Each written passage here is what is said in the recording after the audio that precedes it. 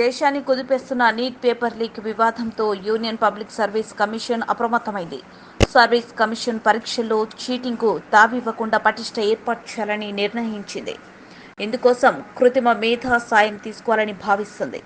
AI ఆధారిత CCTV కెమెరాలతో పరీక్ష కేంద్రాలు నిఘా పెట్టేందుకు ఏర్పాట్లు చేస్తుంది. ఇందులో భాగంగా అత్యాధునిక సీసీటీవీ కెమెరాలు సమకూర్చుకోవడానికి టెండర్లు పిలిపించింది. దీంతో పాటు పరీక్ష కేంద్రాలకి అభ్యర్థుల ఎంట్రీ విషయంలోనూ పలు జాగ్రత్తలు తీసుకుంటుంది. పరీక్ష రాసేందుకు వచ్చే అభ్యర్థులలో మున్నాభాయిలను గుర్తించేందుకు ఫేసియల్ రికగ్నిషన్ వ్యవస్థ, ఆధార్ అథెంటికేషన్, బయోమెట్రిక్ వ్యవస్థలను ఏర్పాటు చేయనుంది. ఈ అడ్మిట్ కార్డులోనే క్యూఆర్ కోడ్ స్కానింగ్ ను ఉపయోగించనుంది. పరీక్ష జరుగుతుండగా హాల్లో అభ్యర్థుల ప్రతి కదలికను గుర్తించేలా సీసీటీవీ కెమెరాలను అమర్చనుంది. ప్రతి 24 మంది అభ్యర్థులకు ఓ సీసీటీవీ కెమెరాను అమర్చి నిఘా పెట్టనుంది.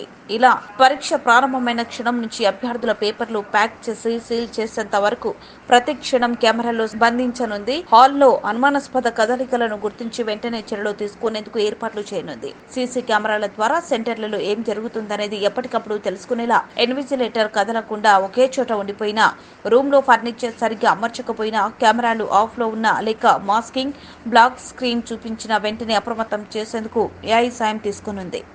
అదేవిధంగా ఎగ్జామ్ జరుగుతుండగా హాల్ ముందు, పరీక్ష సెంటర్ వద్ద అనుమానాస్పద కదలికలను గుర్తించేందుకు సీసీటీవీ కలర్ కెమెరాలను ఇన్స్టాల్ చేయనుంది.